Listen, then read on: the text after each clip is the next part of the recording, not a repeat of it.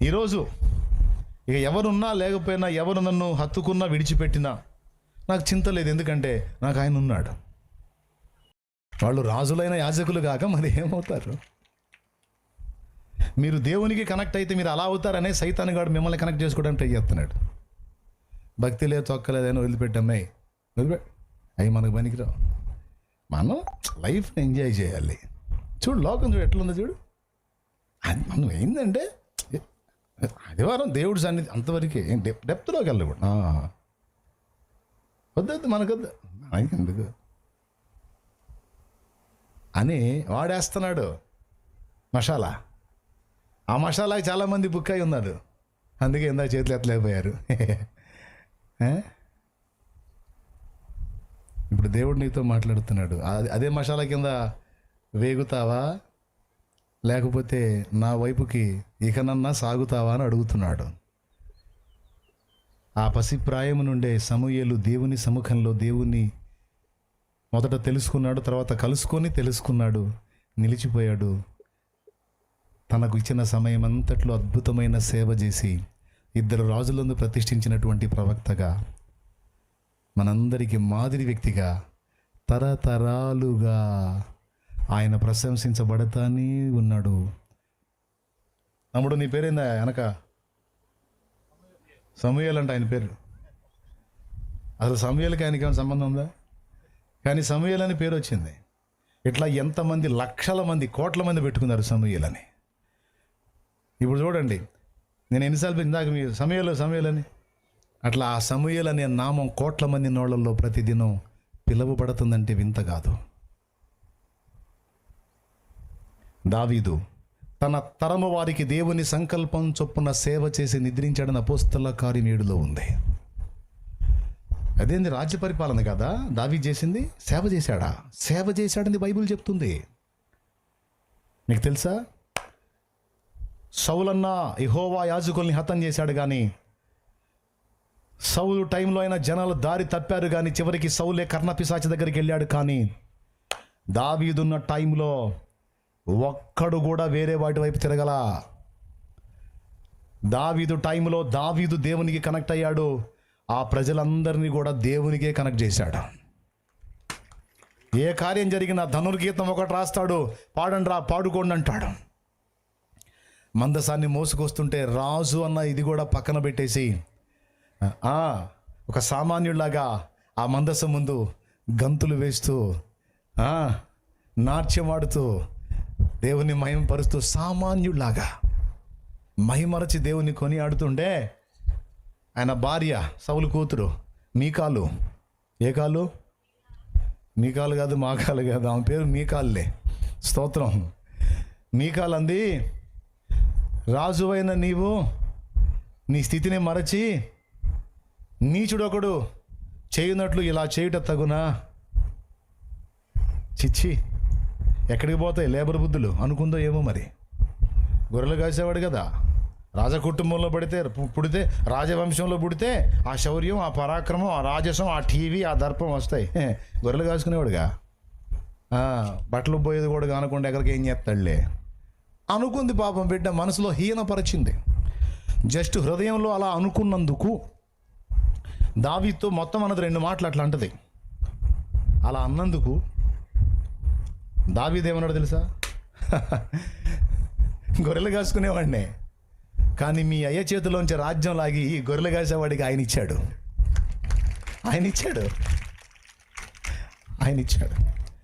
నేను ఈ రాజ్యానికి రాజునే, కానీ నా దేవుని ముందు నేను రాజుని కాదు.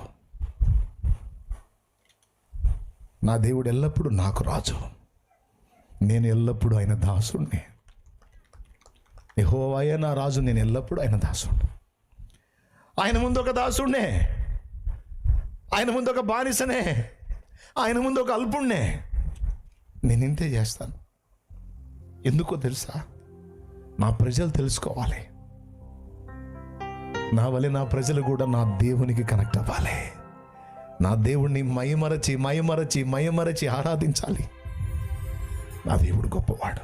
మీకాలు, నువ్వు నా భార్యవి. అందరు నన్ను తృణీకరించినా గౌరవించాల్సిన దానివి. నువ్వే నన్ను ఇంత తృణీకరంగా మాట్లాడావు.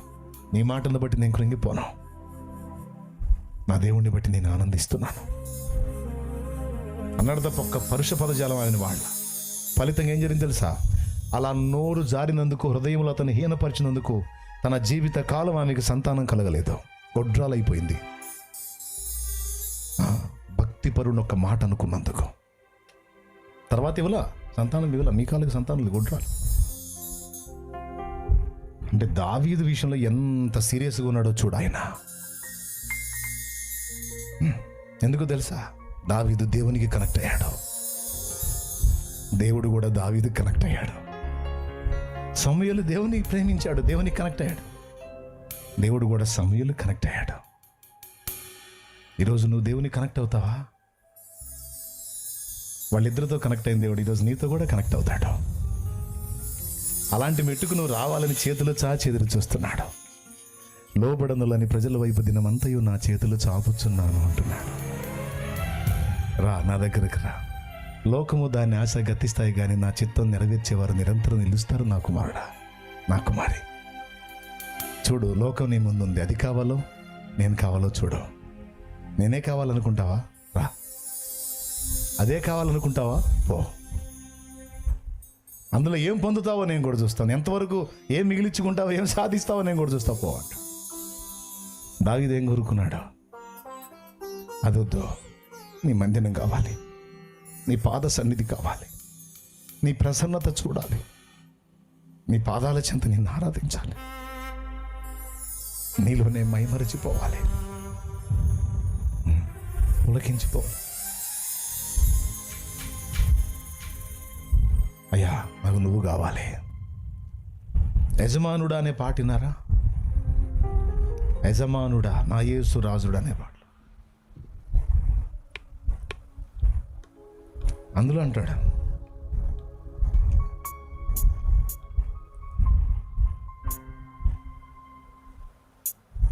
పట్టుకోగలవరా? వేరే ట్యూన్ పట్టుకుంటున్నావు. అందులో అంటాడు అనమాట. సరేలే, ఇంకా పాట ఎందుకులే, పర్లేదులే. చెప్పిన విషయాలు మీరు తీవ్రంగా తీసుకోండి. ఇప్పుడు ఇక కంక్లూజన్కి వస్తున్నాను. ఆ విధంగా వ్యక్తిగతంగా దేవునితో స్నేహం చేసి దీనికి మళ్ళీ ఎవరో నిన్ను పుష్ చేయాల్సిన అవసరం లేదు. నాన్న దేవుడు నీకు తోడై ఉంటాడు. నీ గుండెల్లో ఆశ ఆరాటం ఉంటే దేవుడే నిన్ను నడిపిస్తాడు. ఇప్పుడు ఖాళీ ఉన్నావు కదా, మందిరానికి వెళ్ళొచ్చు కదా, నా మందిరానికి రావచ్చు కదా, నాతో కూర్చోవచ్చు కదా. నేను విశ్వాసిగా జీవించిన దినాల్లో చర్చికి వెళ్ళే రోజుల్లో కూడా ఆదివారం మందిరానికి వెళ్తమే కాదు నాన్న, విడి రోజుల్లో కూడా నాకు ఖాళీ దొరికిందనుకో ఇంటికాడ ఉండను, బైబిల్ తీసుకొని మందిరానికి వెళ్తా, స్నానం చేసి ఫ్రెష్ అయ్యి మందిరానికి వెళ్ళిపోతా. నా తోటి యవనస్తులు రకరకాలుగా తిరుగుతూ ఉంటారు. నేను సినిమాలకి ఆ పిచ్చి పిచ్చి ఏర్పాట్లు నేను బాను, మందిరానికి వెళ్ళిపోతా బైబిల్ తీసుకొని. వాళ్ళు లోకస్తులు, వాళ్ళు వెళ్తారు, వాటిలో ఆనందం వెతుక్కున్నారు. కానీ నేను నా దేవుని పాదాల దగ్గర ఆనందం వెతుక్కున్నాను. వెళ్ళి మందిరంలో ప్రశాంతంగా ఉంటుంది, నిశ్శబ్దంగా ఉంటుంది, దేవుని వాక్యం చదువుకుంటాను, కన్నీటి ప్రార్థన చేసుకుంటాను. మీకు తెలుసా, దేవాలయంలో ఉన్న బండను పట్టుకొని ఏడ్చాను. మందిరంలో బండలు ఉంటాయి కదా, బండలు వేస్తారు కదా, ఆ ఒక బండను పట్టుకొని ఏడ్చాను. ఏమన్నా తెలుసా? ఈ మందిరంలో ఉన్న ఈ బండ ఎంత అదృష్టవంతురాలు. దేవా, ఎప్పుడు నీతోనే ఉంటుంది, నీ మందిరంలో ఉంటుంది, నీ సన్నిధిలో ఉంటుంది. ఈ బండగా నన్ను ఎందుకు పుట్టించలేదు దేవా అని అడుగుతా. అప్పుడు ఎప్పుడు నేను నీతోనే ఉండొచ్చు కదా, నీ సముఖంలో ఉండొచ్చు కదా, నీలోనే ఉండొచ్చు కదా. ఇప్పుడు మళ్ళా ఈ పొట్ట తిప్పల కోసం మళ్ళీ లోకంలోకి వెళ్ళాల్సి వస్తుంది. నాకు నీ సన్నిధి దూరం అవుతుంది, నీతో ఉండలేకపోతున్నా. ఈ బండలాగా నన్ను ఎందుకు పుట్టించలేదు, ఎప్పుడు నేను ఇక్కడే ఉండేవాడిని కదా అని అట్లా ఆ బండ మీద ఏడ్చేవాడిని. ఆనాడు దావీదు విషయంలో అన్నీ చూసి గమనించి సరే ఆగు అని మౌనమైన దేవుడు నా కన్నీళ్లు కూడా చూసి సరే ఆగు అని మౌనమయ్యాడు. ఒక సమయం వచ్చింది, దావీదుని ఆ గొర్రెల కాపరిత్వం నుంచి నేరుగా తీసుకెళ్లి సింహాసనం ఎక్కించాడు. కొన్ని అనుభవాల తర్వాత నేరుగా తీసుకొచ్చి ఆయన మందిరావరణంలో నిలిపి, ఈ బండదెంత భాగ్యం అన్నావుగా, ఇప్పుడు అదే భాగ్యం నీకు ఇస్తున్నాను, నా సన్నిధిలో నడుచుచు నిందారహితుడవై ఉండాలి. చెయ్యి, నా సేవ చెయ్యి. నువ్వు ఎంత చేస్తావో చెయ్యి, నీ ఓపిక పో. నువ్వు ఆశపడ్డావుగా నా కోసం బ్రతకాలని, నువ్వు అడిగావుగా, ఏడ్చావుగా నా మందిరంలో ఉండాలని, నా కుమారుడా నిన్ను స్థిరపరుస్తున్నాను బొమ్మని ఆశీర్వదించాను. ఇప్పుడు కూడా మందిరంలో ఉండాలని ఆశ, కానీ మందిరంలో నేను కనపడితే ఇక కనిపిస్తే కాల్చివేత అన్నట్టు అయిపోయింది నా పరిస్థితి. నేను కనపడ్డానంటే శాలమ్మన్న వచ్చాడండి, మొత్తం ఎక్కడెక్కడ వాళ్ళు మందిరం మొత్తం వచ్చి కూర్చుంటాను నా చుట్టూ. నేను అక్కడ పత్తా లేకుండా పారిపోవాలి వచ్చింది. నేను దేవునితో మాట్లాడుకుందామని ఆడిగిపోతే వాళ్ళందరూ రౌండ్ వేసి నాతో మాట్లాడతారు. అందుకని ప్రార్థనా తోటలోను మరి ఇంకెక్కడున్న వేరే ప్రదేశాల్లోనూ ఇట్లా దేవుని సన్నిధిని మాత్రం వెతుక్కుంటూ ఉంటాను. నా హృదయం ఎప్పుడు అటే లాగుతూ ఉంటుంది. ఇనపం ఒక అయస్కాంతం గురుత్వాకర్షణ శక్తి లాగినట్టు ఎప్పుడు. ఇదంతా మీకు ఎందుకు చెప్తున్నంటే హెచ్చుల కోసం చెప్పట్లా, పెద్ద భక్తిపరుణ్ణి చూడండి అని బిల్డప్ కోసం చెప్పట్లా. చిరు ప్రాయంలో నా హృదయం దేవునికి కనెక్ట్ అయినందున అది నాకు ఎంత దీవెనైందో అది ఎన్నో జీవితాలకు కూడా దీవెనగా మారింది. ఇప్పుడు ఆయన్ని దగ్గరగా కలుసుకొని ఆయన గురించి తెలుసుకున్న తర్వాత ఇప్పుడు పాడిన, ఆరాధించిన, ప్రార్థించిన, ఏం చేసినా ఆంతర్యం ఆయనకు తెలుసు, ఉద్దేశం ఆయనకు తెలుసు. నేను కూడా ఆయన్నే దృష్టిలో పెట్టుకొని ప్రార్థన చేస్తాను, ఆయన్నే దృష్టిలో పెట్టుకొని వాక్యం చెబుతాను, ఆయన్నే దృష్టిలో పెట్టుకొని ఆరాధిస్తాను. ఎందుకు? ఆయన చూడాలి, ఆయన వినాలి, ఆయన మహిమ పొందాలి, ఆయన సంతోషించాలి. ఈరోజు ఈ పరిచర్య విషయంలో కూడా నేను ఆయన్నే దృష్టిలో పెట్టుకొని ఇక్కడ దాకా రావటం జరిగింది. దేవునికి స్తోత్రం కలుగును గాక. హల్లెలూయా. మన కేంద్ర బిందువు ఆయనే, మన ఆశల సౌధం ఆయనే, మన సహవాసం చేయటానికి సరైనటువంటి జోడి తోడు ఆయనే. దేవునికి మహిమ. మీరు నేను చెప్పే మాటల మీద దృష్టి పెట్టారు కదా, భక్తులందరూ కూడా అలా దేవునికి కనెక్ట్ అయ్యి ధన్యచరితులు అయ్యారు. ఈరోజు దేవుని సన్నిధిలో దేవుని మందిర నిర్మాణం జరిగింది. ఈరోజు అది ప్రతిష్ఠ కూడా అయిపోయింది. అక్కడికి వెళ్ళి ప్రతిష్ఠ చేసుకుని ఇటు వచ్చాం. ఈరోజు దేవుని సముఖంలో ఈ మాటలన్నీ విన్నాం. ఇప్పుడు నువ్వు ఎక్కడున్నా, ఏ స్థితిలో ఉన్నా, ఎలాంటి రణగొణ ధ్వనుల మధ్యలో ఉన్నా కూడా దేవుని స్వరం వినొచ్చు. అయితే దానికి ముందు సాధన కావాలన్నాను. ఆ సాధన ఎక్కడ స్టార్ట్ అయిందంటే మందిరంలో స్టార్ట్ అయితే. అర్థమైందా? దేవుని గురించి ఏమనుందంటే తన ఆలయములో నా మొర వినెను. ఆ పాట ఒకసారి గుర్తు చేసుకోండి. యెహోవా నా బలమా, యథార్థమైనది నీ మార్గం, పరిపూర్ణమైనది నీ మార్గం. యెహోవా నా బలమా, యథార్థమైనది నీ మార్గం, పరిపూర్ణమైనది నీ మార్గం. మరణపు టురులలో మరువక మొరలిడ, ఉన్నత దుర్గమై రక్షణ శృంగమై. మరణపు టురులలో మరువక మొరలిడ, ఉన్నత దుర్గమై రక్షణ శృంగమై. తన ఆలయములో నా మొర వినెను, తన ఆలయములో నా మొర వినెను. అదరెను ధరణి భయకంపముచే, అదరెను ధరణి భయకంపముచే.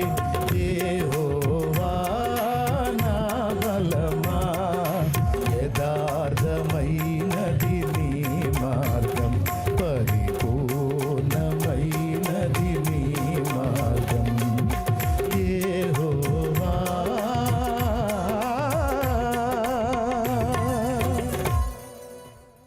దేవునికి మహిమ. ఇక మనం ముగించుకుందాం పిల్లారా, మనం ముగింపులోకి వెళ్ళిపోదాం. ఈరోజు ఈ మాటలన్నీ నీకు వినబడ్డాయి. ఇప్పుడు దేవుణ్ణి మనుషులు చెప్తే తెలుసుకోవటమా, లేకపోతే మనం కలుసుకొని తెలుసుకోవటమా? కలుసుకోవాలంటే ముందు సాధన ఎక్కడ స్టార్ట్ అయింది? నాకెక్కడ స్టార్ట్ అయింది? ఒక విశ్వాసిగా నేను ప్రభువుని సేవిస్తున్న దినాల్లో సమయం దొరికినప్పుడల్లా మందిరంలోనే గడిపాను. అది నాకెంత ప్లస్ అయిందో. ఒకవేళ ఆ సమయం నేను లోకంలో వెచ్చించుంటే లోకాసురుని అయిపోదునేమో. దేవాలయంలో నేను గడిపినందున నా జన్మ చరితార్థమైంది. లేకపోతే మీరెవరు, నేనెవరు ఒక్కసారి ఊహించండి. అసలు మనం ఎవరు? శాలేమానం వీళ్ళు ఎంతమందికి తెలుసు? తెలిసిన వాళ్ళందరూ చేతులు ఎత్తండి. ఎలా తెలిసాడు? ఆయన చేశాడు. అంతేకాదు, తెలియటే కదా. మీకు చాలామంది సేవకులు తెలుసా, కానీ అందరితో మీ హృదయాలు కనెక్ట్ అవ్వాలా? శాలేమానతో కనెక్ట్. అవునా? ఎందుకని? ఏమో, నా పట్ల అభిమానాన్ని ఆయనే మీకు ఆ ప్రేమను పుట్టించాడు. నా దగ్గర ఏం లేదు. మీకు నాకు అక్షయమైన అనుబంధాన్ని ఏర్పరిచి నా ద్వారా మిమ్మల్ని తన కనెక్ట్ చేసుకోవడానికి నన్ను ఒక సాధనంగా, పాత్రగా ఆయన వాడుకున్నాడు. ఇంతకు మించి జీవితానికి ఇంకేం సాఫల్యత కావాలండి? ఏమంటారు? అవునా? కాబట్టి చూడండి, మీ లైఫ్ను కొంచెం ఆలోచించుకోండి. ఎప్పుడైతే మనం అలాగే దేవుణ్ణి కలుసుకుంటామో, ఇక ముగింపు బైబిల్ కూడా మూసేస్తున్నాను మీకు నమ్మకం కోసం. ఇక ముగింపు. ఎప్పుడైతే ఆ విధంగా మనం దేవుణ్ణి కలుసుకుంటామో, దేవునితో అలా నడుచుకుంటామో, మనల్ని ప్రయోజనకరమైన పాత్రలుగా మార్చడమే కాదు, వ్యక్తిగతంగా మనం ఎదుర్కొంటున్నటువంటి పోరాటాలు, ఆరాటాలు అన్నింటిలో కూడా మనకు భయం అనేది లేకుండా ఆయన రెక్కల నీడలో నిత్య విశ్రాంతి మనకు అనుగ్రహిస్తాడు ఆయన. ఎవరు అలా దేవుణ్ణి కలుసుకొని తెలుసుకున్నారో, దేవుణ్ణి తెలుసుకొని దైవ చిత్తానుసారంగా నడుచుకోవడానికి తమ మనసును దృఢపరుచుకున్నారో వాళ్ళ విషయంలో దేవుడు చాలా కేర్గా ఉంటాడు. అంతేకాదు, వాళ్ళని ఒత్తిడికి గురి కానివ్వడు. ఏదన్నా రాని ఆయన ఎంటర్ అవుతాడు. అలా ఎవరైతే ఉన్నారో వాళ్ళకి నిత్య విశ్రాంతి. చచ్చిన తర్వాత విశ్రాంతి కాదు, ఈ బ్రతుకులో కూడా విశ్రాంతి దొరికింది. దేవునికి మహిమ. గత 22 సంవత్సరాలుగా ఆ విశ్రాంతిని ప్రాక్టికల్గా నేను అనుభవిస్తున్నా. అర్థమైతే గట్టిగా, గత 22 సంవత్సరాలు. దేవునికి మహిమ.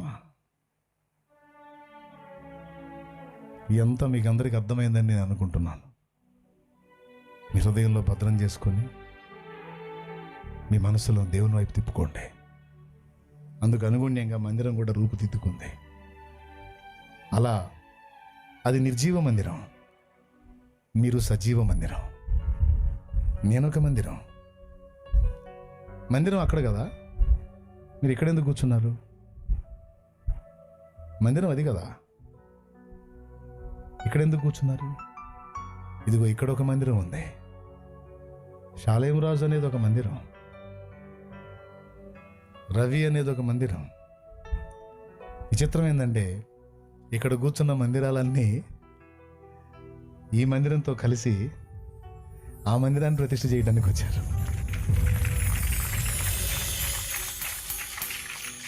సజీవ మందిరాలు మనం నాన్న, సజీవ మందిరాలుగా, దేవుని నివాసాలుగా మనం రూపుదిద్దుకోవడానికి దేవుడు సిద్ధపరిచిన అద్భుతమైన స్థలం అది. కనుక నిర్ణయించబడినటువంటి సమయంలో తప్పకుండా కలుసుకోండి. దేవునికి మీ హృదయాలను కనెక్ట్ చేయండి. మీరు ఎలాంటి ఒత్తిడిలో, ఏ విధమైన శ్రమలో, శోధనలో నలుగుతున్నారో నాకైతే తెలియదు, దేవునికి తెలుసు. కానీ ఒక్క మాట చెప్తాను, ఎప్పుడైతే ఆ విధంగా దేవునికి కనెక్ట్ అవుతారో ఇక కలవరానికి ఛాన్సే ఉండదు. ఎందుకంటే దేవుణ్ణి కలుసుకుంటావు, దేవుడు అన్నీ ఎప్పటికప్పుడు నీకు చెప్తా ఉంటాడు కాబట్టి ఇక కలవరానికి ఛాన్సే ఉండదు. మరి ఎవరు కలవరపడతారు, ఎవరు భయభ్రాంతులకు గురవుతారంటే, సరిగ్గా ఎవరు దేవుణ్ణి కలుసుకోలేదో వాళ్ళు కలవరానికి వెళ్ళిపోతారు, వాళ్ళు ఒత్తిడి ఫీల్ అవుతారు. కానీ దేవుణ్ణి కలుసుకున్న వాళ్ళు పొర్రపాటును కూడా ఒత్తిడి గురికారు. ఎందుకంటే సమస్తము సమకూర్చి నా మేలుకే నా తండ్రి తీసుకొస్తాడు. నేను ఆయనతో ఉన్నాను, నేను ఆయనతో నడుస్తున్నా. ఏదన్నా రాని అది మేలుగానే మారిద్ది. బాగా చక్కగా వచ్చే యాంప్లిఫైర్ అండి, సౌండ్ సిస్టమ్ యాంప్లిఫైరు సడన్గా చెడిపోయింది. ఒకరోజు మందిరంలో బాధ వేసింది. సరే ఏం చేద్దాం, మెకానిక్ని పిలిచాను. బాగున్నది, చెడిపోయింది, మళ్ళీ ఇప్పుడు డబ్బులు ఖర్చు దీన్ని బాగు చేయించడానికి. అప్పట్లో కష్టకాలంలే. పాపం వచ్చి అదేదో రిపేర్ చేసి వెళ్ళాడు ఆ తమ్ముడు. వెళ్ళలా, రిపేర్ చేయడానికి వచ్చాడు. కొన్ని మాటలు ఆ సందర్భంగా అతనితో దేవుని గురించి మాట్లాడటం జరిగింది.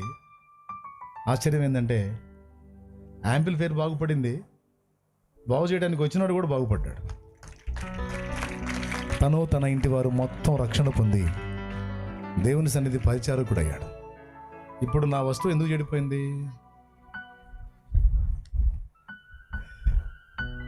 ఇదొక్కటే కాదు, ఇలాంటివి ఇన్ని. సమస్యగా కనపడ్డవన్నీ సమస్యలు కాదు, వాటి వెనుకున్న ఆంతర్యం. దీన్ని ఎందుకు రప్పించాడు దేవుడు? మీటింగ్ గ్రౌండ్లో ఎట్లాంటి కూటం పెట్టుకున్న బాబు మీలాంటి వాళ్ళు ఇచ్చారు, పెట్టుకోండి అని. భారీ మీటింగ్, చాలామంది ప్రజలు, అంతా రెడీ అయిపోయింది. 10 ఎకరాలు ఇచ్చినవాడు మాట్లాడలా, ఎకరన్నరోడు ఒకడు ఉన్నాడు. కర్మగాలి వాడి దానిలోనే స్టేజీ పడింది. వాడు వచ్చి బూతులు తిట్టాడు. ఎవడిని అడిగేశారు, ఎవడు ఏమన్నాడు, ఇక్కడ పీక్ లాగుతీ అని చెప్పి వాడు ఇష్టం వచ్చినట్టు బండబూతులు తిట్టాడు. దేవుని కృప వల్ల నేను లేను అక్కడ, పాపం తమ్ముళ్ళు ఉన్నారు. వచ్చినాక వాడు ఏ పదాలు వాడాడు మొత్తం చెప్పారు. కడుపు రగిలిపోయింది, బాధ కలిగింది, ఏడుపు వచ్చింది, రోషం వచ్చింది. ఏం చేద్దాం, వస్త్రాలు దించుకుంటామా? ఏం చేయలేంగా దేవుని ముందుకు వెళ్ళాను. తమ్ముళ్ళతో ఆ రోజు అన్నాను, ఈ సంవత్సరం మనం ఇక్కడ పెడుతున్నాం, రాబోయే దినముల్లో దేవుడు మనకి ఒక సొంత స్థలం ఇస్తాడు, ఇక కూటాలు అందులోనే జరుగుతాయి పక్కా అన్నా. ఆశ్చర్యం ఏం జరిగింది తెలుసా? నెక్స్ట్ 2021 కరోనా గొడవ. అప్పుడు ఎక్కడా పెట్టాది కాల, మందిరంలోనే కూటాలు జరిగినాయి. తర్వాత ఈ 2021లో దేవుడు చేసిన అద్భుతం తెలుసా?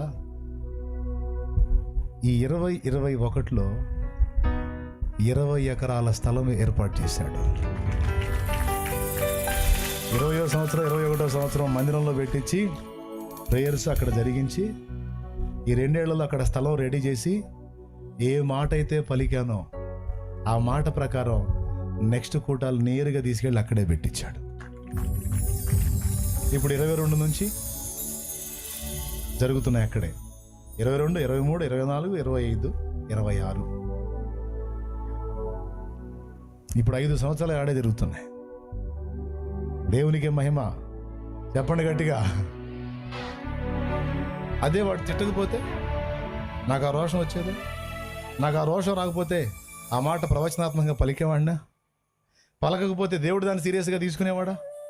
తీసుకోకపోతే స్థలం వచ్చేదా? స్థలం రాకపోతే అక్కడ కూటాలు జరిగాయా? చూసారా, ఇన్ని జరగటానికి వాడి తిట్లు కారణమైన చూడు, వాడిని రెచ్చగొట్టడం కారణమైన చూడు. ఇది బూతులు చేసిన మేలన్నమాట. దేవునికి స్తోత్రం కలుగును గాక. ఈ రకంగా మీరు తవ్వుకుంటా పోతే ఎక్కడ కీడు ఉండదు, సమస్తము సమకూడి మేలుకే జరిగితే. అందుకే ఆందోళన ఉండదు, కలవరం ఉండదు, పెదాల మీద చిరునవ్వు చెరిగిపోదు. అంతే. ఏమంటారు మరి మీరు? దేవుని మాటలు విన్నారు, సీరియస్గా తీసుకుంటారా? తీసుకుంటే ధన్యులు. దేవుని మాటలు నేను సీరియస్గా తీసుకున్నాను. మారు మనసు పొందమన్నాడు, పొందాను. బాప్తీసం పొంది పాపాలు కడిగేసుకోమన్నాడు, కడిగేసుకున్నాను. పరిశుద్ధాత్మ కొరకు ప్రార్థించమన్నాడు, ప్రార్థించాను. ఇతరులకు సువార్త ప్రకటించమన్నాడు, ప్రకటిస్తున్నాను. సంఘాన్ని నిర్మించమని అవకాశం ఇచ్చాడు, ఆ సంఘ నిర్మాణాన్ని నడుం కట్టాను, దేవుడే కట్టాడు సంఘం. తర్వాత ఇప్పుడు సంఘములు కట్టమని పిలుపునిచ్చాడు, అందులో భాగంగానే ఈ బాపట్ల వచ్చాను. బాపట్లలో ఒకటి జరిగింది. మొదటిసారి బాపట్లలో ఒక చోట కూటం పెట్టి రమ్మని ఆహ్వానిస్తే నేను ఆడికి పోతే పెద్ద గొడవ అయింది. అక్కడ పెద్ద గొడవ అయింది. ఏ పరిస్థితి వచ్చిందంటే, పాపం వాళ్ళందరూ వచ్చి, అన్న నువ్వు ఇక్కడికి వస్తే గందరగోళం అయిపోతుంది, ఇక్కడ ఉన్న వాళ్ళు ఇబ్బంది పడుతున్నారు, నేను ఇక్కడికి రావద్దంటున్నారు అన్నా అన్నారు. రైల్వే ట్రాక్ ట్రాక్ దగ్గర జరిగింది ఈ సన్నివేశం. అక్కడున్న స్థానికులు నేను వస్తే అక్కడ పరిస్థితులు వేరుగా ఉంటాయని నన్ను రానియకుండా అడ్డగించారు. స్థానికులు పాపం ఆత్మీయులు ఇబ్బంది పడతాను. ఓకేనమ్మా నేను రాను, వాళ్ళనే చేయని వాళ్ళే చేసుకొని పర్వాలేదు, ఇబ్బంది లేదు, నేను ఎవరికి ఇబ్బంది కలిగించలే, వెళ్తాను అని వెనక్కి తిరిగి ఒక మాట పలికా. నడుస్తూనే ఆకాశం వైపు చేయెత్తి, నా తండ్రి, బాపట్ల గడ్డ మీద ఉన్న దయ్యాలకు దడబుట్టింది, నీకు స్తోత్రం. మొత్తం ఏకమై నన్ను అడ్డగించినాయి. ఇది స్థిరమైద్దా? ఇది ఇక్కడ నీ బలమైన కార్యం నువ్వు జరిగిస్తావు, ఇక నువ్వు నాకు ఇచ్చే దానిలోకి నేను వస్తాను అని వెనక్కి తిరిగి వెళ్ళాను. ఆశ్చర్యం చెప్పనా, ఒకదానికి తావివ్వకుండా తృణీకరించబడితే 2 సంఘాలు ఈ బాపట్ల గడ్డ మీద దేవుడిచ్చాడు. 2 మందిరాలు ఇచ్చాడు. అదొక ఏరియా, ఇదొక ఏరియా, అది ఆధారి ఇది ఇదారి అన్నట్టు. నేను చెప్తున్నాను, నా దేవుడు ఇంకా చేస్తాడు. కాబట్టి ఏదైనా ఇప్పుడు ఆయనతో మనం ఆయనతో కనెక్ట్ అయిపోయి ఉంటే ఇవన్నీ జరుగుతాయండి. మరి ఇంతకు తెలుసుకున్నారా దేవుణ్ణి? తెలుసా మీకు? ఏమని తెలుసు? ఆయనే నిజదేవుడు అని తెలుసా? తెలీదా? మీ అందరికీ తెలుసు, అందుకే సువార్త చెప్పలా. దేవుణ్ణి తెలుసుకోవటం అంటే అసలు ఆయన ఎవరు, ఆయన ఏమై ఉన్నాడో. నంబర్ 1, ఆయన పరిపూర్ణుడైన దేవుడు. నంబర్ 2, ఏ పాపము లేని పరిశుద్ధుడు. నంబర్ 3, మనందరినీ సృష్టించిన సృష్టికర్త. నంబర్ 4, మనం చేసిన పాపాల నుంచి మనల్ని విడిపించడానికి మన కోసం మనిషిగా భూమి మీదకి వచ్చి మన పాపాలన్నీ తన మీద వేసుకొని న్యాయానికి ధర్మానికి సమాధానం చెప్పడానికి మనకు బదులు మన స్థానంలో బలి అయి తిరిగి లేచిన లోకరక్షకుడు.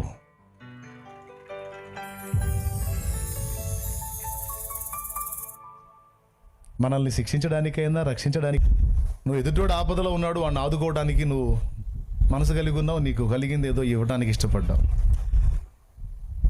ఆపదలో ఉన్నవాడికి అంత సాయం దొరికితే చాలు, ఎదుటివాడికి సాయం చేశానన్న సంతృప్తి నాకు, చేసే మనసు నాకు ఉందని నా తండ్రి చూసి సంతోషిస్తే, నా దేవుడు సంతోషిస్తే అంతే చాలు.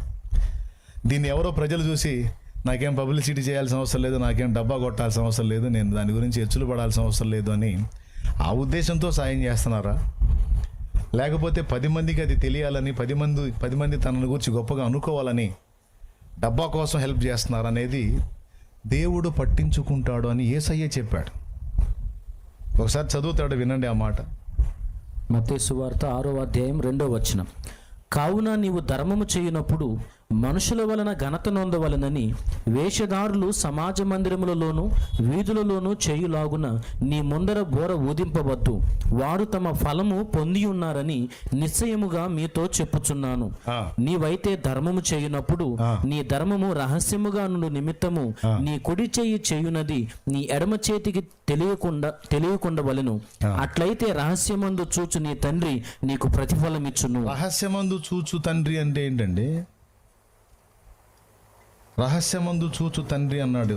ఈ ఒక చోటే కదా, చాలా చోట్ల అన్నాడు రహస్యమందు చూస్తున్నాడు అని. రహస్యమందు చూచు నీ తండ్రి అని ఎందుకు వాడాడో తెలుసా? ఆయన ఎక్కడో పరలోకంలో రహస్యంలో ఉన్నాడని కాదు. దేవుడు ఎక్కడా రహస్యంగా లేడు. పరలోకంలో కోటాను కోట్ల దేవదూతలు ఉన్నారు, వాళ్ళందరి మధ్య సింహాసనాసీనుడై తండ్రి ఉన్నాడు. ఇకపోతే భూమి మీద కూడా కోటాను కోట్ల మానవ జాతి ఉంది, మన మధ్యలో మనతో దేవుడు ఉన్నాడు. ఎక్కడా దేవుడు రహస్యంగా లేడు, దేవుడు ఎక్కడున్నా బాహాటంగానే ఉన్నాడు. కానీ రహస్యమందు చూచు తండ్రి అన్నాడు అంటే దేవుడు రహస్యంలో ఉన్నాడని కాదు, కానీ మన హృదయ రహస్యమును ఎరిగి మన హృదయంలోని ఆంతర్యాన్ని చూస్తున్నాడు అని చెప్తున్నాడు. నేను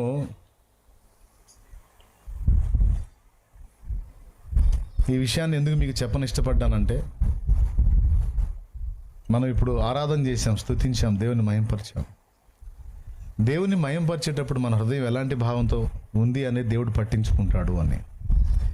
ఈ ఒక్కటే కాదు నాన్న, మనం చేసే సమస్త విషయాలు బయటికి మనం ఏమంటున్నామో, మన రహస్యంలో మనం ఏమనుకుంటున్నామో ఆయన దాన్ని పట్టించుకుంటాడు. బయటకు మనం చూపించేదాన్ని కాదు, మన లోపల ఉద్దేశం ఏంటో దాన్ని దేవుడు కేర్ చేస్తాడు, దాన్ని లక్ష్య పెడతాడు, దాన్ని దృష్టిలో పెట్టుకుంటాడు, దాన్ని తీవ్రంగా తీసుకుంటాడు. బోర ఊదించవద్దు ధర్మం చేసేటప్పుడు అంటే డబ్బా కొట్టుకోవటం కోసం ధర్మం చేశావు కాబట్టి నువ్వు ధర్మం చేశావు, చూసిన వాళ్ళు డబ్బా కొట్టారు, చెల్లైపోయింది, ఇక నీకే ఫలము ఉండదు. నాకెవడో డబ్బా కొట్టాల్సిన అవసరం లేదు, నేను చేసే సాయం నా దేవుడు చూస్తే అంతే చాలు అని కుడి చేత్తో ఇచ్చింది ఎడమ చేతికి కూడా తెలియకుండా నువ్వు దానం చేసినప్పుడు, అంత దృష్టితో నువ్వు ఉన్నప్పుడు ఖచ్చితంగా రహస్యమందు చూచు తండ్రి నీ అంతరంగంలో ఉద్దేశం మనుషులు చూడొద్దు, ఆయన చూస్తే చాలు అనుకొని ఆయన వైపు చూసి ఆయనను బట్టి ఆయన కోసమే నువ్వు చేసావు గనుక అది రాస్తాడు, నీ పేరిట దాన్ని రాస్తాడు. ఓకే, సో ధర్మం చేసేటప్పుడు డబ్బా వాళ్ళదు. ఓకే, అలాగే ఆరాధన చేసేటప్పుడు కూడా ఆంతర్యం ఏంటో కనిపెడతాడు. బాగా ఆరాధన చేస్తే అనుకున్న కోరికలన్నీ తీరతాయని కోరికలు తీరే నేపథ్యంలో ఆరాధన చేస్తున్నారా, లేకపోతే నన్నుగా గుర్తించి నా ఔన్నత్యాన్ని గుర్తించి ఆరాధిస్తున్నారా అనేది దేవుడు రెండోది పట్టించుకుంటాడు. దేవుడు ఏం పట్టించుకుంటాడంటే రహస్యంలో మనం ఏమనుకుంటున్నాం అనేది. పాయింట్ నెంబర్ 1 ఏం చెప్పుకున్నాం? ధర్మం చేసేటప్పుడు ఆంతర్యం ఏంటో చూస్తాడు, ఆరాధన చేసేటప్పుడు కూడా ఆంతర్యం ఏంటో చూస్తాడు. ఇప్పుడు దేవుడు నీకు సాయం చేస్తే గొప్పోడు, సాయం చేయకపోతే గొప్పోడు కదా. దేవుడు నువ్వు అనుకున్న కోరికలు తీరిస్తే మంచోడు, తీర్చకపోతే మంచోడు కాదా? నో. కొంతమంది దేవుణ్ణి ఇలా తెలుసుకుంటారన్నమాట. దేవుడిని ఎందుకు మయంపరుస్తున్నావు అంటే, నాయన మహానుభావుడు, నేను అనుకున్నవన్నీ చేశాడయ్యా, నాయన నేను అనుకున్న కోరికలన్నీ తీర్చాడయ్యా, ఇంకా తీరుతాడని అనేది కేంద్ర బిందువుగా కొంతమంది భక్తి చేస్తారు. నేను చెప్తున్నాను, దేవుడు నీ కోరిక తీర్చినా తీర్చకపోయినా, నువ్వు అనుకున్నవి చేసినా చేయకపోయినా దేవుడు ఎప్పుడూ మంచోడే. దేవుడు చేసే క్రియలు కొన్ని నీ జీవితంలో నీకు ఎదురయ్యే పరిస్థితులు కొన్ని నీకు అర్థం కాకపోవచ్చు. కొన్నిసార్లు దేవుడు నీ జీవితంలో ఏదో పిచ్చి పనుల్లాగా కొన్ని అనుమతిస్తుండొచ్చు. అవి నీకు అర్థం కాక అవి పిచ్చి పనులు నువ్వు అనుకుంటుండొచ్చు. సమాజంలో ఉన్న గలిబిలి గందరగోళం ఇదంతా చూసి దేవుడు ఎందుకు చేశాడు ఈ సృష్టి అని ఆలోచన నీకు ఉండొచ్చు. గుర్తుపెట్టుకో, అయితే గీతే నువ్వు నేను పిచ్చోడు అవుతాం, కానీ దేవుడు ఎప్పుడు వెర్రివాడు కాడు. ఒకవేళ దేవుని దగ్గర ఏదన్నా వెరితనం ఉంటే ఆ వెరితనం మనుషుల జ్ఞానం కంటే జ్ఞానం గలదని పౌలు మాట్లాడాడు. దేవుడు ఎప్పుడూ పిచ్చోడుగా, దేవుడు ఎప్పుడూ పిచ్చి పనులు చేయడం. అది సమాజంలో అయినా, నీ వ్యక్తిగత జీవితంలో అయినా, నీ వారి జీవితంలో అయినా. దేవుణ్ణి, ఆయన వ్యక్తిత్వాన్ని సమీపంగా ఎరిగి ఆయనను తన్మయత్వంతో మహింపరుస్తాను చూడు, చాలా ఇష్టం దేవుడికి. అది ఆచారంగా ఆశువుగా ఏదో తప్పదు అన్నట్టుగా కాకుండా దేవుణ్ణి వ్యక్తిగతంగా ఎరిగి ఆయనను ఆయనగా గుర్తించి మహిమపరుస్తాను చూడు, అది చాలా ఇష్టం దేవుడికి. దేవుణ్ణి ఎరగకుండా ఆరాధించే వాళ్ళు ఉన్నారు, దేవుణ్ణి ఎరిగి ఆరాధించే వాళ్ళు ఉన్నారు. ఈ మాట నేను చెప్పాల, బైబిల్లో యేసయ్యే చెప్పాడు. మనుషుల పారంపర్య ఆచారములను వారు నమ్మి వాటిని బట్టి వారు నన్ను ఆరాధిస్తున్నారు, వారు నన్ను వ్యర్థముగా ఆరాధిస్తున్నారు అన్నాడు యేసయ్య. కానీ అపోస్తలులు, ప్రవక్తలు, బైబిల్లో నోవహు, హనోకు, అబ్రహాము లాంటి శ్రేష్ఠ భక్తులు దేవుని ఆరాధించిన తీరు వేరు. వాళ్ళు ఎన్నో ఆటుపోట్లో, బాధల్లో, సమస్యల్లో, ఇరుకుల్లో, ఇబ్బందుల్లో ఉండి కూడా దేవుని దగ్గరికి వెళ్ళినప్పుడు పరవశించి దేవుని మహింపరిచారు. ఎందుకంటే దేవుడు ఏందో వాళ్ళకి తెలుసు, దేవుణ్ణి సమీపంగా ఎరిగి ఉన్నారు. నేను చెప్పేది ఏమన్నా మీకు అర్థమవుతుందా? ఏం చెప్పాను చెప్పండి. ఇప్పుడు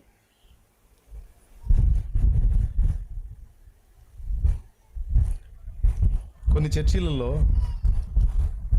ఒక వాయిస్ పెడతారు. కొన్ని చర్చిలలో ఎనీ టైం అది మోగుతానే ఉంటుంది. ఎలా వస్తుందంటే హల్లెలూయా హల్లెలూయా. కొన్ని గుళ్ళలోనే కొన్ని ఓ అని పెట్టినట్టు కొన్ని షాపుల్లో ఓం భూర్భువః స్వః తత్సవితుర్వరేణ్యం భర్గో దేవస్య ధీమహి ధియో యో న ప్రచోదయాత్ అని అదే వస్తూ ఉంటుంది. అంటే వాళ్ళు అట్లా పెడతారన్నమాట. ఇప్పుడు అది నిర్జీవ వస్తువు, అందులో ఒక వాయిస్ రికార్డ్ చేసి పెడితే పదే వస్తుంది. దాన్ని బట్టి దేవునికి సంతోషం ఉంటుందా? ఉండదుగా. చర్చిలో హల్లెలూయా ఇప్పుడు నేనే వాయిస్ రికార్డ్ చేసి పెట్టేసి అనుకో, పొద్దుస్తమానం అదే వస్తుంటుంది. దాన్ని బట్టి దేవునికి ఏమన్నా సంతోషం? ఒక నిర్జీవ వస్తువులో రికార్డ్ చేసి పెడితే ఆ రికార్డు వస్తే పదే వస్తే దాన్ని బట్టి దేవునికి సంతోషం ఉండదు. ఒక సజీవుడైన వ్యక్తి కావాలి, ఆ వ్యక్తి దేవుని ఎరిగి ఉండాలి, దేవుని వ్యక్తిత్వ సౌందర్యాన్ని ఎరిగి తనంతట తాను హార్ట్ఫుల్గా ఆయన్ని మయంపరచాలంటే హృదయపూర్వకంగా ఆయన ఆరాధించాలంటే, మయంపరచాలంటే ముందు ఆయన ఏందో తెలియాలిగా. అందుకే ఆయన ఏమన్నాడంటే నన్ను పరిశీలనగా తెలుసుకోండి అన్నాడు. దేవునికి మహిమ. ఏమన్నాడు? నన్ను పరిశీలనగా తెలుసుకోండి. అలా ఎవరు నన్ను పరిశీలనగా తెలుసుకోవడానికి ఇష్టపడతారో అట్టి వారిలో నేను ఆనందించువాడినై ఉన్నాను అన్నాడు. Praise the Lord. సౌలు ఆరాధించటం వేరు, దావీదు ఆరాధించటం వేరు. సౌలు కూడా ఆరాధన చేశాడు. బలిపీఠం మీద సమూయేలు రాకముందే అర్పణ అర్పించాడు. శాంతి బలులు, దహన బలులు అర్పించాడు. కానీ దావీదు, సౌలు ఇద్దరి ఆరాధన వేరు.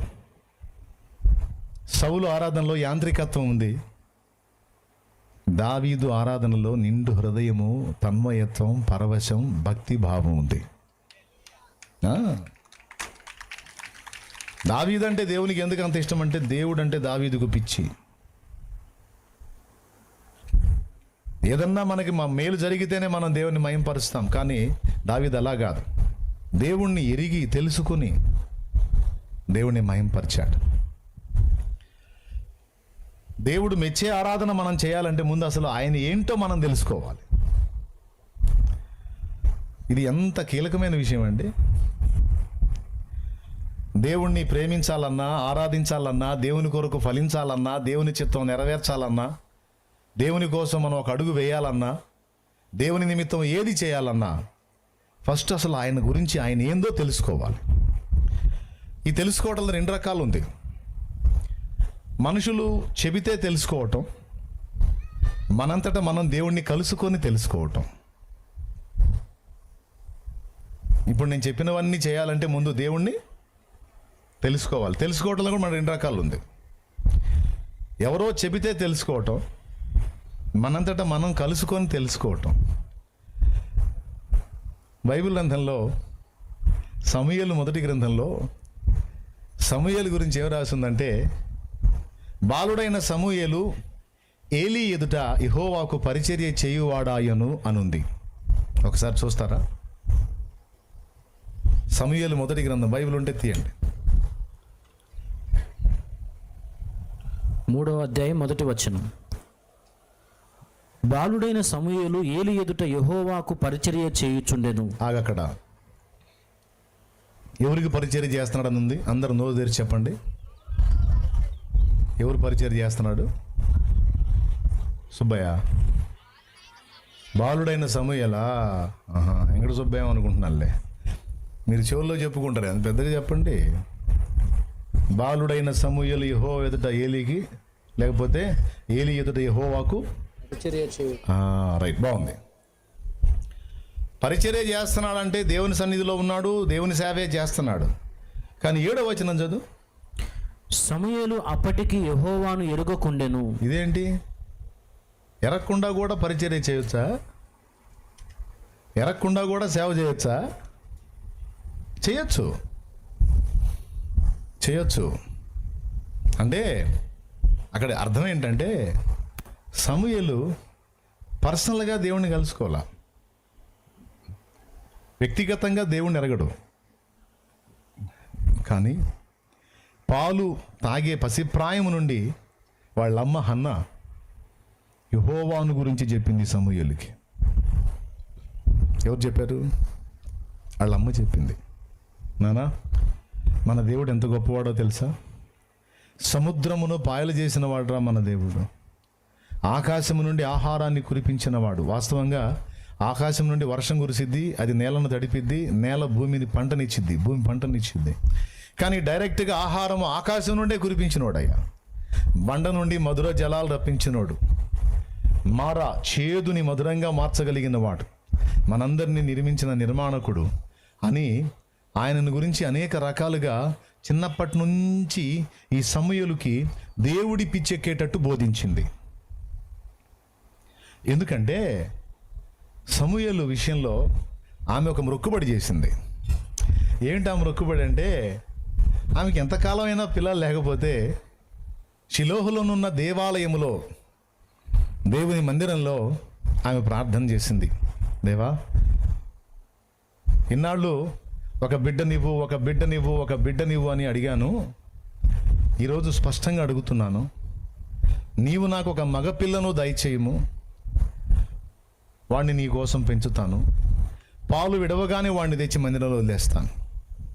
ఇక వాడు నీ బిడ్డగా, నీ కోసం, నీ సేవలోనే వాడి జీవితం అంకితం అయిపోతుంది.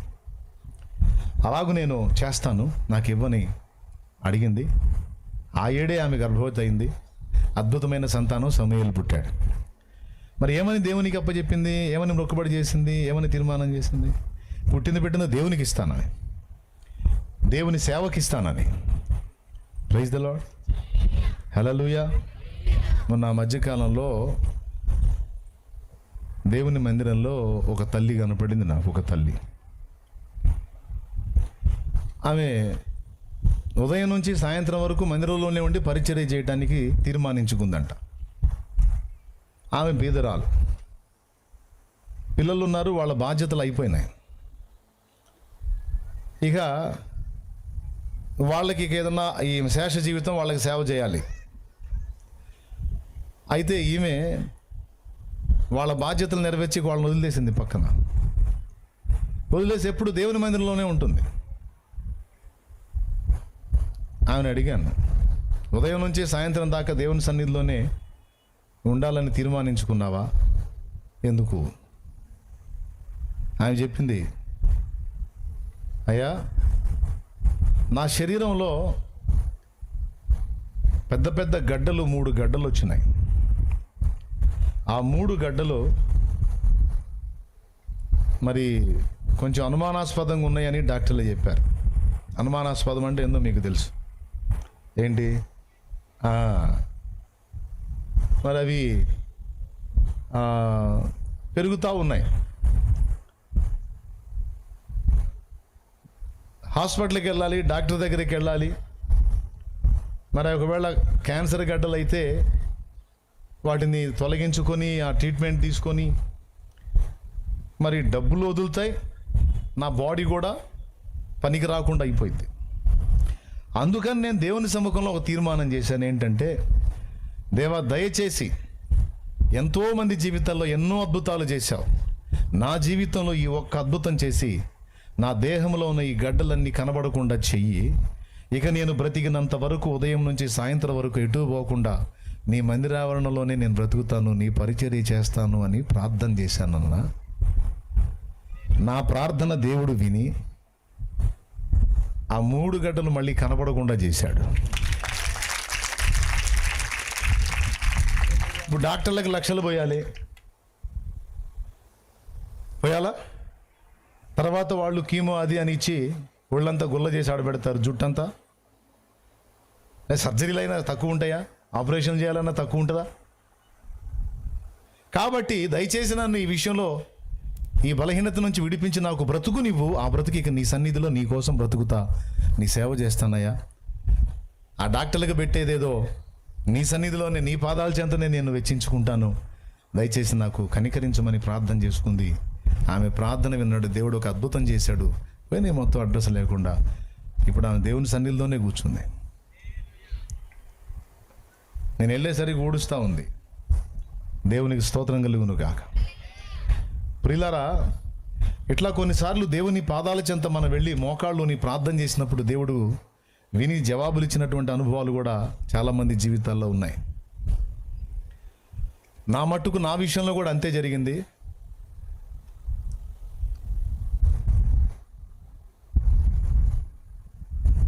దేవుని మహాకృపను బట్టి అది పెద్ద స్టోరీలే, ఈసారి ఎప్పుడన్నా చెప్పుకుందాం. ఇదేదో సింపుల్గా మందిర ప్రతిష్ట అని చెప్పని ఏర్పాటు చేశాను. ఇదంతా మందిరాల నిమిత్తం. దేవుని సెలవు అయితే అందరికీ ప్రకటన చేసి బాహాటంగా కూటాలు పెడదాం బాపట్లలో, దేవుని చిత్రం అయితే. ప్రభు అవకాశం ఇస్తాడు. రహస్య రాకడ, బహిరంగ రాకడ, 2 రాకడలు ఉన్నాయిగా. ఒక రౌండ్ రహస్యంగా వచ్చి సంఘాన్ని ఎత్తుకొని పోతాడు, తర్వాత బహిరంగంగా వస్తాడు ఒలివల కొండ మీదకి. 2 విధాలు ఉన్నాయి కదా. ఇది రహస్య రాకడ అన్నమాట. ఇది ఒక్కరోజు అనౌన్సింగ్, అసలు ఎవరికి చెప్పాలి, జస్ట్ చర్చిలో ప్రకటించాను. నిన్న ఆదివారం కదా, నిన్న ప్రకటించాను, ఇవాళ వచ్చాను. ఇది రహస్య రాకడ అన్నమాట. ఈ రహస్య రాకడ విషయం కూడా తెలుసుకొని మీరు ఎంతమంది రావడం ఆశ్చర్యమే. దేవునికి స్తోత్రం కలుగును కాక. హల్లెలూయా. ఇంకా వస్తూ ఉన్నారు. త్వరగా వచ్చేసి కూర్చోండి ఎక్కడో అక్కడ ప్రశాంతంగా. చెప్పే మాటలు వినండి. మీకు ఉపయోగపడే విషయాలే మాట్లాడతాను. ఏదో ప్రసంగం చేయాలని కదా అట్లా చేయను. ఫ్యామిలీ మ్యాటర్ లాగా మీకు ఏదైనా ఉపయోగపడే సందేశం అందించి నేను మాయమవుతాను. మళ్ళీ రేపు నూజివీడి దగ్గర మందిర ప్రతిష్ఠ ఉంది. ఓకే, ఎక్కడొచ్చాక సమూయేలు విషయంలో హన్నా అలాగ తీర్మానం చేసుకుంది. నిజంగానే బిడ్డని ఇచ్చాడు దేవుడు. ఆ ఇచ్చిన బిడ్డని మరి ఇప్పుడు దేవాలయంలోనే ఉంచాలి. దేవాలయంలో ఉంచాలంటే ఇప్పుడు ఉంటాడా వాడు? ఒక 5 ఏళ్ల బిడ్డ, పాలు విడిచిన బిడ్డ అంటే ఒక 5 ఏళ్ళు వేసుకుందామంటే 5 ఏళ్ల బిడ్డ మందిరంలో అమ్మను వదిలిపెట్టి ఉంటాడా?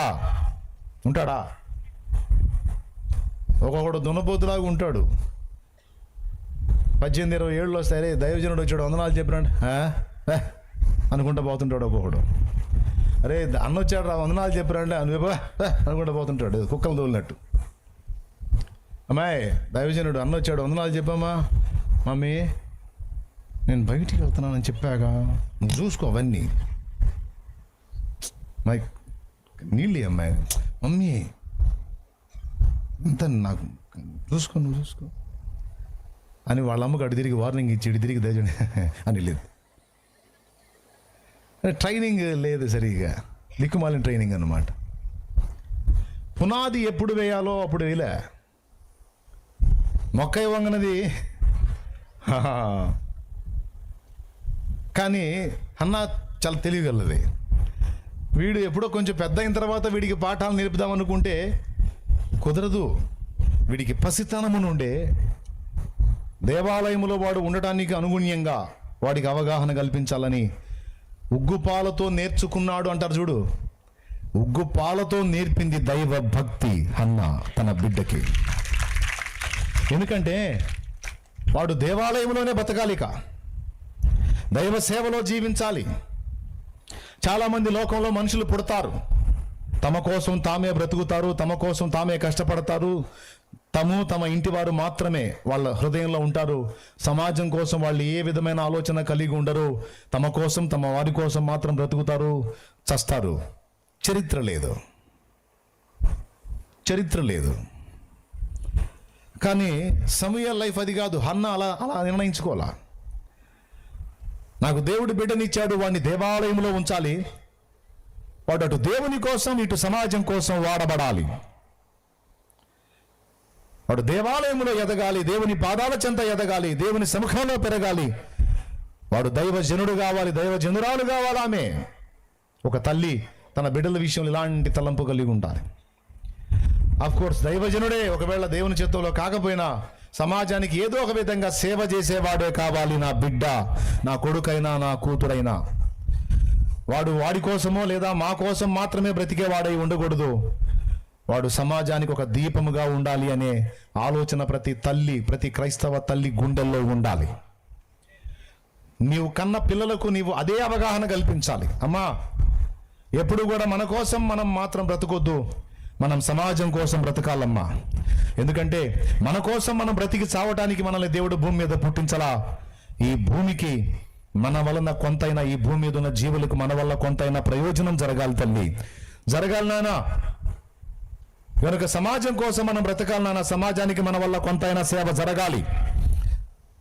ఆ విధంగా నువ్వు పెరగాలి బాబు, నువ్వు పెరగాలి పాప. గుర్తుపెట్టుకున్నానా, మన కోసం మనం బ్రతికింది మట్టి పాలు రా, సమాజం కోసం దేవుని కోసం బ్రతికిందే మన పాలు. మా నాన్న ఇట్లాంటి ప్రసంగాలు నాకు చేయకపోయినా, మా నాన్న తరచుగా ఏదన్నా పాట పాడు అంటే ఒక పాట పాడేవాడు. అది బుర్రకథలో చివరి లైన్. నాసరి అని ఆయన బుర్రకథ చెప్తాడంట. ఆ నాసరి అని ఆయన బుర్రకథలో ముగింపులో ఉన్న ఆ లైన్ ఎప్పుడు మా నాన్న పాడేవాడు. ఈ తనువునెంత వేధించి పెంచినా చావు తప్పదన్నా,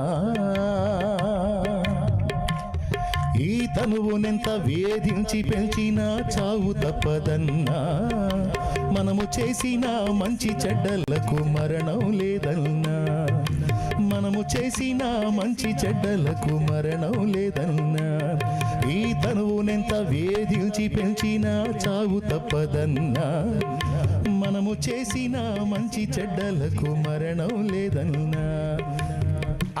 ఆ లైన్ విన్నప్పుడల్లా నా హృదయంలో ఒక రకమైన పులకింత. అంటే మనిషి చచ్చిన సమాజం కోసం, దేవుని కోసం మనిషి చేసేటువంటి సేవ చావదు.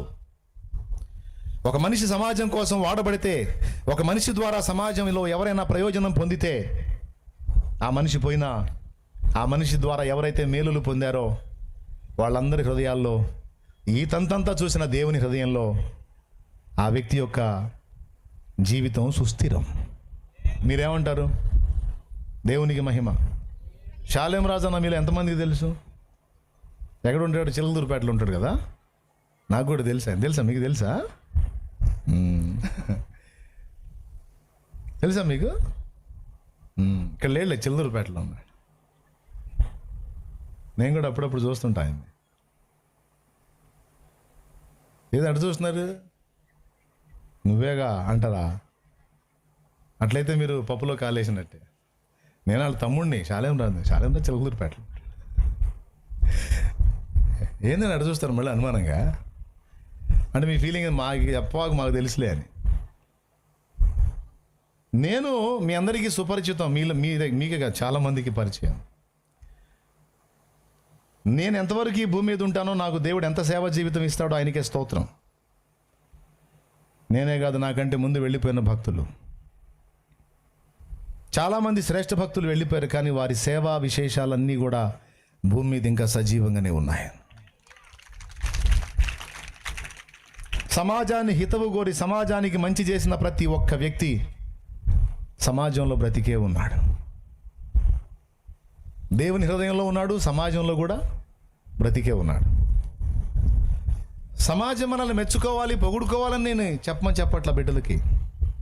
సమాజం మనల్ని మెచ్చినా మెచ్చకపోయినా కనీసం 10 మంది కోసం మనం బ్రతకాలి నాన్న అనే ట్రైనింగ్ బిడ్డలకి ఇవ్వాలి. అమ్మా, ఆల్రెడీ అమ్మలైన వాళ్ళు, అమ్మలు కాబోతున్న వాళ్ళు, అమ్మమ్మలైన వాళ్ళు కూడా పిల్లలకి నేర్పండి. సమూయేలు తల్లి సమూయేలుకి అన్న ఉగ్గుపాలతో నేర్పింది, నాన్న నేను నీకు జస్ట్ పరిచారకురాల్ని, నీ తండ్రి ఇల్లు దేవుని మందిరం నాన్న, నువ్వు ఎల్లప్పుడూ అక్కడే ఉండాలి, నీకు తల్లి తండ్రి అన్నీ ఆయనే అని ఆయనను అలవాటు చేసింది. లేకపోతే ఒక 5-6 ఏళ్ల బిడ్డను తీసుకెళ్ళి మందిరంలో వదిలిపెట్టి, ఇక నుంచి నువ్వు ఇక్కడే, ఎప్పుడో సంవత్సరానికి ఒకసారి వస్తాను నానా అని అమ్మ వదిలిపెట్టి వెళ్ళిపోతే ఏ చిన్నోడైనా ఉంటాడా? పొర్రపాటును కూడా ఉంటాడు. ఆమె బాలుడైన సమూయేలుని ఏలి ఎదుటికి తీసుకెళ్ళి ఏలికి విషయం చెప్పింది. నేను మొక్కుకున్నాను, నీవు కూడా దైవజనుడిగా ఆ రోజు దీవించావు, ఇదిగో వీడు పుట్టాడు, వీడిని దేవుని కోసం పెంచాను, దేవునికి మొక్కుకున్న ప్రకారం వీడు యెహోవాకు ప్రతిష్ఠితుడు, ఇక నుంచి వాడు ఇక్కడే ఉంటాడు, యెహోవాకు ప్రతిష్ఠితుడు వీడు అని సమూయేలు వైపు చేయి చూపిస్తే లేఖనంలో రాస్తుంది, ఆ మాట అమ్మ ఎప్పుడైతే అందో వాడు అక్కడనే యెహోవాకు మ్రొక్కెను అని రాస్తుంది క్లియర్గా. వీడు యెహోవాకు ప్రతిష్ఠితుడు అని తల్లి ఎప్పుడైతే వేలు చూపించిందో ఆ బిడ్డ మీద, వెంటనే అక్కడే సాగిలపడి సాష్టాంగపడి దేవునికి మొక్కాడట. ఏమి ట్రైనింగ్ అండి, మైండ్ పోయింది నాకు. కన్నబిడ్డకి ఎలాంటి విధిని నేర్పిందో చూడు. మొక్కాడు, అది ఏలి చూశాడు. ట్రైనింగ్, మంచి ట్రైనింగ్ ఇచ్చిందిగా. ఇక ఏలి కూడా సరే ఉంచేసేయమన్నాడు. సమూయేలు, వెళ్తున్నాను నాన్న, నేను చెప్పినవన్నీ గుర్తున్నాయి కదా, దైవజనుని ఇబ్బంది పెట్టకుండా చూసుకోవాలి. చెప్పు, నీ తండ్రి ఇల్లు ఏది? దేవుని మందిరమే నా తండ్రి ఇల్లమ్మా. వెళ్తాను నాన్న, వెళ్ళి బలి ఇచ్చేటువంటి టైంలో నీకోసం ఒక మంచి అంగీని కుట్టుకొని వస్తాను, జాగ్రత్తగా ఉండాలి అని ఆ బిడ్డను దేవుని సముఖంలో వదిలిపెట్టింది. బయటికి పోయి ఎంత ఏడ్చుకుందో. పసివాడు ఎలా ఉంటాడో మరి. వాడికి బాగున్నా బాగలేకపోయినా వాడి గోడు పట్టించుకునేది ఎవరు? లేక పుట్టిన బిడ్డ, అల్లారు ముద్దుగా పెంచిన బిడ్డ, నా బిడ్డ సమూయేలు. దేవా యెహోవా, నీకన్న మాట ప్రకారం నా బిడ్డని, నా బిడ్డ కాదు నీ బిడ్డ, నువ్వు నాకు ఇచ్చిన బిడ్డ నీ చేతికి అప్పగిస్తున్నా. వాడికి తల్లివైనా తండ్రివైనా నువ్వే. వాడిని కలుసుకో తండ్రి. నేను చెప్పిన మాటల ద్వారా వాడు నిన్ను తెలుసుకున్నాడు, కానీ అంతవరకే వాడు ఆగిపోతే వాడు బలంగా ఉండలేడు తండ్రి. వాడిని నువ్వు కలుసుకో, అప్పుడు వాడు స్థిరంగా నిలబడతాడు. వాడిని నీ చేతికి అప్పగిస్తున్నానని దేవుని పాదాలకు అప్పచెప్పి వెళ్ళిపోయింది అన్న. ఇప్పుడు ఆ బిడ్డని ఎవరు వశంలోకి తీసుకున్నాడు? ఇక బాధ్యత ఎవరిది? ఇక ఏలి అని పేరే కానీ ఏలి ఆ ఊబకాయం, పెద్ద వయసు, కళ్ళు కనపడక ఇక సమూయేలు ఇటారా, సమూయేలు అటుపోరా అని చెప్పని సమూయేలు చేత అన్ని పనులు చేయించడమే కానీ సమూయేలు బాగోగులేం తెలియవు. ఏదో ఆయనకున్న దానిలంత ఆహారం పెట్టి ఆ బిడ్డను అక్కడ బ్రతకనిచ్చాడు ఏలి. వీళ్ళారా, ఒకరోజు పరిచర్య అయిపోయింది. షిలోహులోనున్న మందిరంలో దేవుని సముఖంలో దీపము ఆరిపోక మునుపు, ఏం ఆరిపోక మునుపు? మా స్తోత్రం చెప్పండి, 2 చేతులే చెప్పండి రా, ఇంకోసారి చెప్పండి గట్టిగా. రైట్, జాగ్రత్త వినండి. అప్పటిదాకా వాళ్ళ అమ్మ చెప్పింది, షిలోహులోనున్న మందిరంలో దైవజనుడు చెప్పాడు యెహోవా గురించి. విన్నాడు, విని పరిచర్య చేస్తున్నాడు. ఓకేనా? ఆయనని గురించి ఎవరో చెబితే వినటం వేరు, విని తెలుసుకోవటం వేరు. వ్యక్తిగతంగా కలుసుకొని దేవుని తెలుసుకోవటం వేరు. అంటే విని తెలుసుకొని కూడా దేవునితో బ్రతకొచ్చు, కానీ అది సగం బలం. అలా కాకుండా వ్యక్తిగతంగా కలుసుకుని ఆయన్ని తెలుసుకుంటే ఆ పర్సన్కి తిరుగుండదు. ఇక ఆ వ్యక్తిని దుష్టుడు ఏమీ చేయలేడు. పక్క చాలా వాల్యుబుల్ వర్డ్ నేను మీకు అందించింది. ఇప్పుడు ఎంతమందికి అర్థమైందో? ఇది అర్థమైతే ధన్యులే, దేవునికి మహిమ. మీలో కొంతమంది పిల్లలు వచ్చారు ఇక్కడ దేవుని సన్నిధిలోకి. వాళ్ళు వ్యక్తిగతంగా కలుసుకున్నారో లేదో నాకైతే తెలియదు. ఇక్కడ చాలామంది ఉన్నారు. శాలేమన్న వస్తున్నాడంటే శాలేమన్నను బట్టి వచ్చి ఉండొచ్చు. కాస్తో కూస్తో వాళ్ళ అమ్మో నాన్నో, లేకపోతే సంఘంలో పాస్టర్ గారో, లేకపోతే తోటి విశ్వాసులో ఎవరో చెప్తే కొంతవరకు దేవుని గురించి తెలుసుకొని వచ్చి ఉండొచ్చు. నేను అంటున్నాను, ఈవేళ ఒక అద్భుతమైన సవాల్ నీ ముందు ఉంచుతున్నాను. ఎవరో చెబితే నువ్వు దేవుణ్ణి తెలుసుకొని ఆయన వెంబడించడం వేరు నాన్న.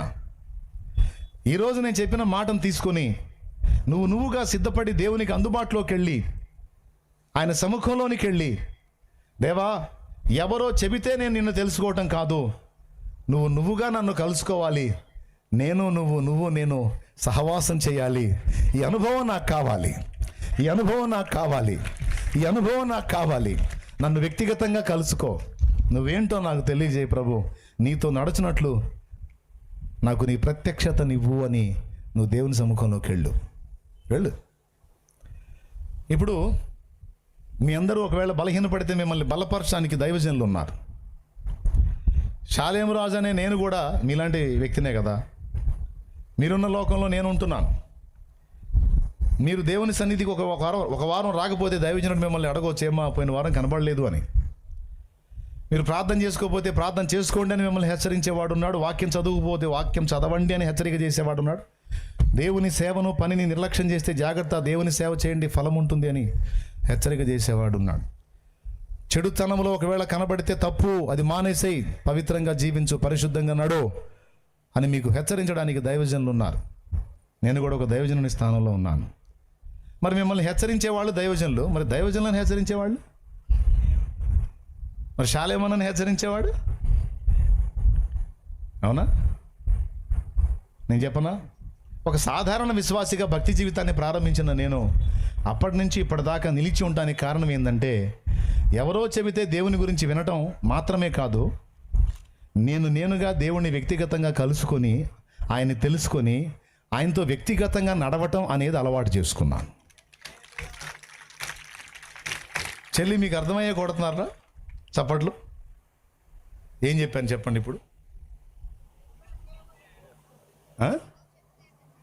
ఎవరో చెబితే కొంత అవగాహన, ఒకవేళ చెబితే విని అంతటితో నేను ఆగిపోయి ఉంటే, దేవుడు వ్యక్తిగతంగా నన్ను కలుసుకోకపోయి ఉంటే, నా విశ్వాసం ఎప్పుడో బ్లాస్ట్ అయిపోయేది, ఎప్పుడో లోకస్తుడిని అయిపోయేవాడిని.